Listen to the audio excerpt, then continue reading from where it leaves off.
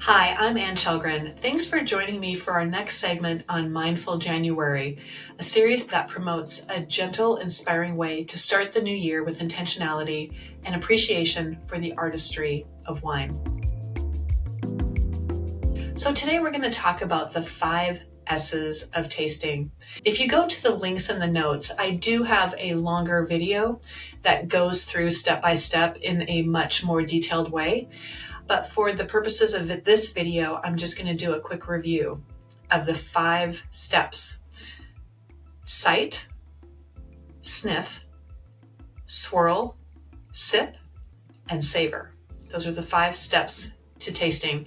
And I introduce this at the beginning of all of my wine classes because it's important, I think, for people to understand how to really take in all of the aromas, the flavors, the mouthfeel, the taste sensation, all of the things that are involved in tasting wine. So we're going to do kind of a mini session on that here today. We want to focus on being truly present with each step. So I'm going to highlight how each sense contributes to the overall wine experience. First is sight. So you're going to, when you've got your wine in your glass, you're going to look at your wine and you're going to hold your glass at a 45-degree angle.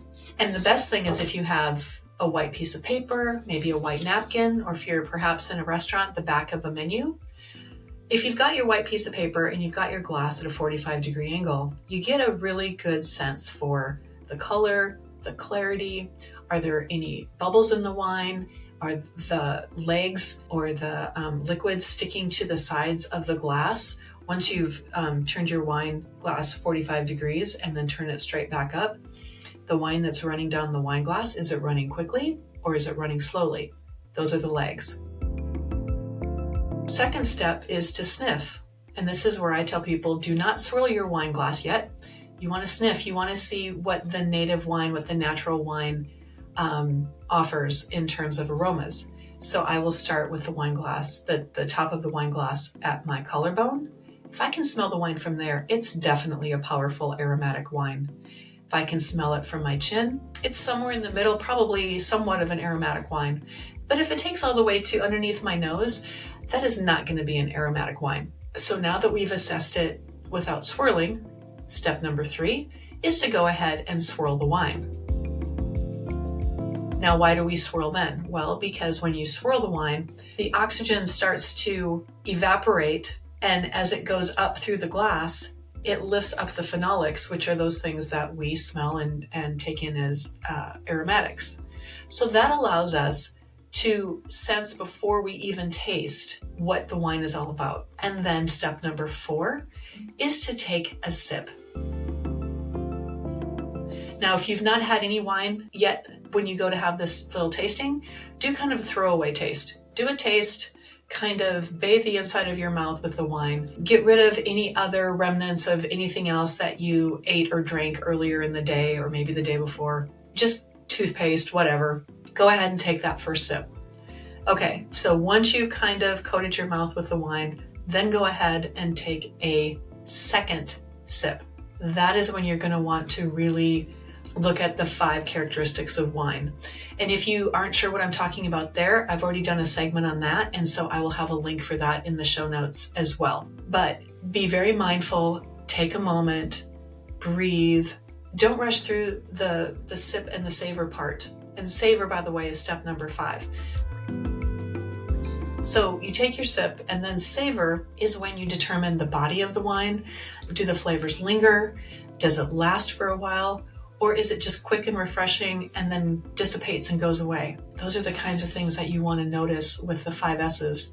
So when you drink your wine, I really urge you not to just, throw it back, but to really savor it. And maybe you only go through the first 5 steps really slowly the first time, if you're with friends or if you're having a meal, but you do want to really recognize and enjoy that so that as you do take subsequent sips of your wine throughout your meal, throughout your conversation, your brain knows that those things are there. So they're going to be looking for that. So it's going to elevate your experience with each and every sip all the way through. If you are on your own, if you're enjoying a glass of wine with a good book, or you're just kind of relaxing at the end of your day, then maybe you do that 2 or 3 times to just enjoy it, maybe at the beginning of the glass, midway through, and then more toward the end, just to kind of re-experience it and see if there's anything new that you taste or anything new that you experience that you didn't the first time through. That's also a common thing. I would also maybe urge you to jot down a few notes, because that will help you remember it, even if you only remember it for that sitting, but it will kind of register that into your consciousness of that's what you're experiencing. And that's actually going to be useful to you as you go through your wine journey and continue to learn more.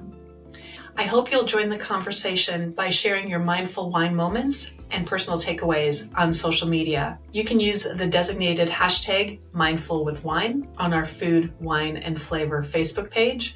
Links are down in the show notes. Thank you so much for joining me for Mindful January, a series that's meant to promote a gentle, inspiring way to start the new year with intentionality and appreciation for the artistry of wine. Please like, follow, and share. Cheers.